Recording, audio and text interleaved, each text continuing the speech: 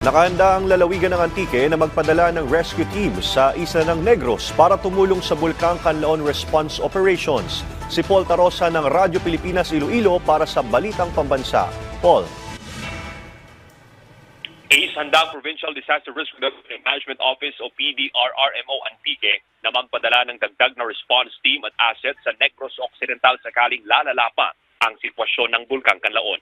Ayon kay Broderick Train, pinuno ng PDRRMO Antique, kung sakaling mag-escalate ang sitwasyon sa Negros at mangailangan ng karagdagang manpower, handa ang Antique PDRRMO na magpadala ng rescue team. Sa ngayon, naghihintay na lamang ang lokal na DRRM office ng direktiba mula sa Regional Disaster Risk Reduction and Management Council.